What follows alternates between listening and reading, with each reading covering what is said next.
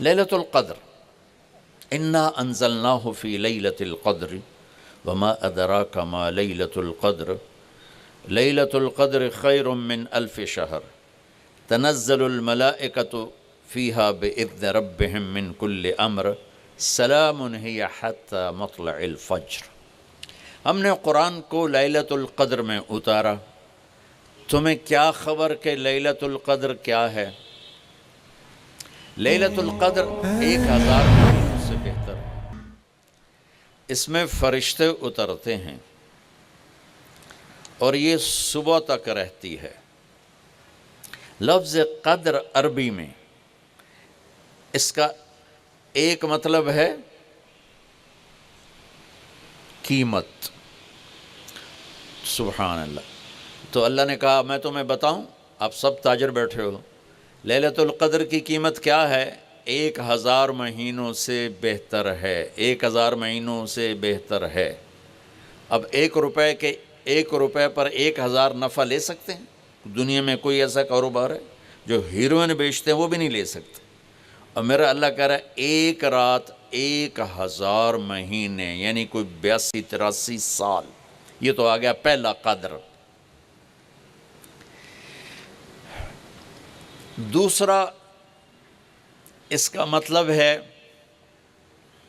تنگ پڑ جانا، تنگ پڑ وقت فقدر علیہ رزقہ، تو تنزل الملائکۃ فیہا، تنزل الملائکۃ والروح فیہا، کہ اس رات اتنے فرشتے اترتے ہیں کہ زمین تنگ پڑ جاتی ہے، سبحان اللہ، اتنے فرشتے آتے ہیں زمین تنگ پڑ جاتی ہے۔ تیسرا مطلب ہے قدر، مقدار کو، تو اللہ تعالیٰ نے اس کا آخری مطلب بھی بتایا، سلام ہی حتی مطلع الفجر، کہ یہ فجر کی نماز تک، فجر کی اذان تک یہ رہتی ہے۔ 3 مطلب ہیں قدر کے، تینوں اللہ نے قرآن میں کور کیے۔ قیمت کیا ہے؟ 1000 مہینوں سے بہتر۔ تنگی کیا ہے؟ فرشتوں سے زمین بھر جاتی ہے۔ مقدار کیا ہے؟ صبح صادق۔ لیلۃ القدر 27 کی نہیں ہوتی، 21، 23، 25، 27، 29۔ آپ یہ 5 راتیں جاگ لیں، آپ لوگ تو ویسے رات کے بادشاہ ہو، جاگ لو۔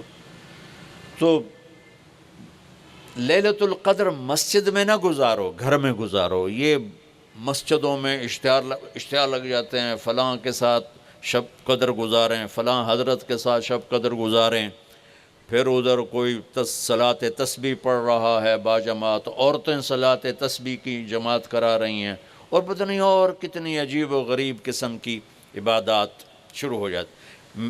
یہ نفلی عبادت ہے، میرے نبی گھر میں پڑھتے تھے۔ آپ نے اشراق کے سوا ہر نفل گھر پڑھا، ہر سنت گھر میں پڑھی، تو آپ لیلۃ القدر کو یہ مستورات بھی آپ بھی اکٹھے ہو کے نہیں منانا، الگ الگ مصلی بچھا کر اپنے اللہ سے رونا دھونا کرو، اپنے اللہ کو منانا کرو، میں بھی کروں، آپ بھی کریں۔ نوافل کی، جیسے ابھی شب برات گزری تو اشتہار تھے، میں جا رہا تھا ادھر علام آباد میں ایک جنازہ ہو گیا تھا، تو اشتہار فلاں حضرت کے ساتھ شب برات گزاریں، فلاں مسجد میں شب برات گزاریں، فلاں جگہ شب برات گزاریں۔ بھائی وہ گھر میں منانے کی ہے، مسجد میں نہیں۔ میرے نبی نے نفلوں کو تنہائی میں ادا کیا، فرض کو مجمع میں ادا کیا۔ لیلۃ القدر میں جاگنا نفل ہے، اور پھر جب کٹھے ہو جائیں گے لوگ اور عورتیں تو پھر ساتھ غیبت بھی چلے گی، اور ایک غیبت کا بول ساری رات کو اڑا کے رکھ دے گا۔ مردوں یا عورت کٹھے ہو جائیں، غیبت سے تو بچتے نہیں، نہ ہی رک سکتے ہیں۔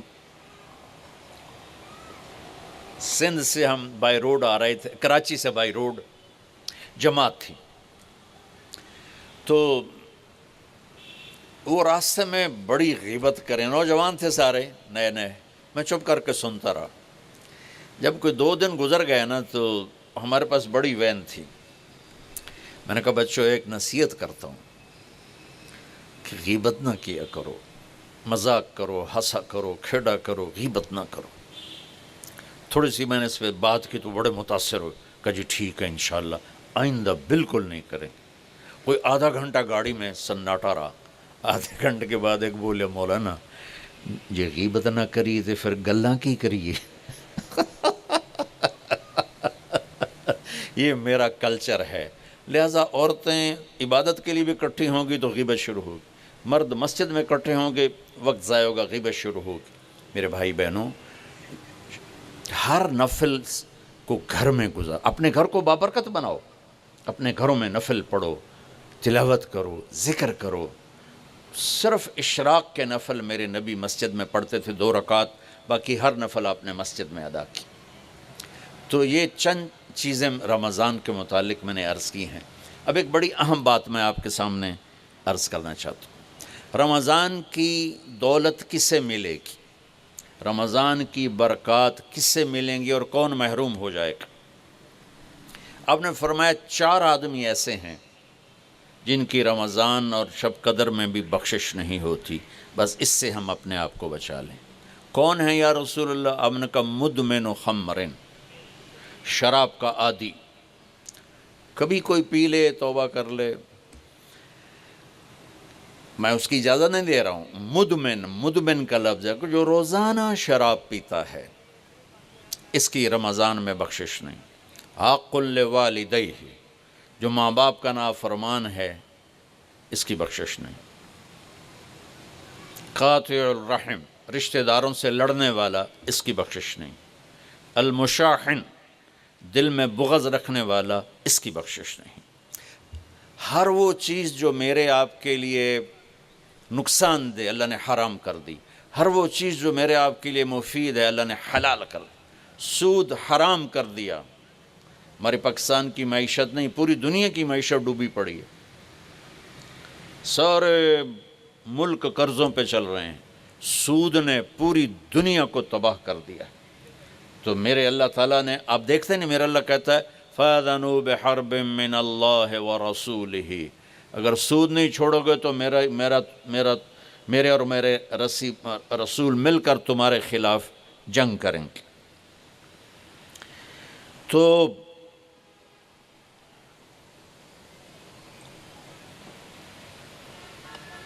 ہر وہ چیز جو مضر ہے اللہ اس سے بند، چونکہ سود چند ہاتھوں میں دولت کٹھی کر دیتا ہے اور غریبوں کے چولہے ٹھنڈے ہو جاتے ہیں، یہ اللہ کو ناپسند۔ جو بھی بھائی پھنسے ہوئے ہیں نکلنے کی نیت کریں اور کوشش کریں، انشاءاللہ چین کی نیند سوئیں گے، چین سے اٹھیں گے۔ ایک عبد الرحمن بن عوف کے 4 اصول بتا دیتے ہوں، سب تاجر بیٹھے ہو، اور وہ صحابہ میں سب سے مالدار ہستی تھے۔ انہوں نے ایک دن فرمایا میں نے زندگی بھر نہ ادھار خریدا نہ ادھار بیچا، اگرچہ یہ آپ کو آج کے ماحول میں بڑی عجیب بات لگے گی چونکہ ہمارے سارے بازار ادھار پہ چلے گئے ہیں۔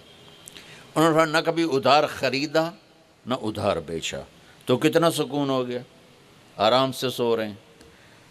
اب ہماری تجارت میں ادھار خرید رہے ہیں ادھار بیچ رہے ہیں، کبھی وہ تنگ کرتا ہے کبھی یہ تنگ کرتا ہے، تو ایک اس موبائل نے تباہی پھیر دی، باقی کسر اس نے پوری کر دی، ٹوائلٹ بھی فون سن دے بیٹھے ہیں۔ کبھی سٹاک نہیں کیا مال کو، کبھی سٹاک نہیں کیا، جو ہی نفع ملا فوراً بیچ دیا۔ واہ واہ۔ تو ادھار خریدا نہیں، ادھار بیچا نہیں، 2، کبھی سٹاک نہیں کیا، 3، اور کبھی سودے کا عیب چھپایا نہیں، اس میں کوئی عیب ہے بتا دیا۔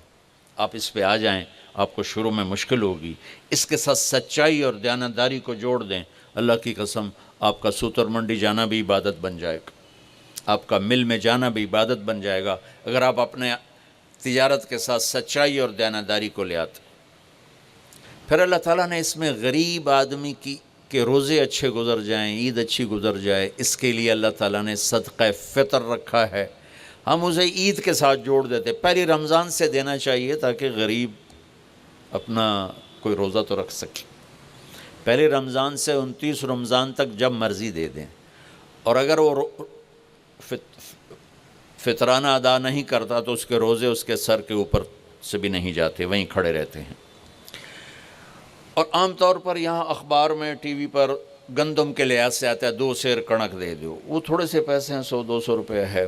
میں آپ کو آپ سب مالدار لوگ بیٹھے ہیں، میں آپ کو اپنے نبی کا صدقہ فطر بتاتا ہوں کہ آپ کیا دیتے تھے۔ آپ کشمش دیتے تھے، کھجور دیتے تھے،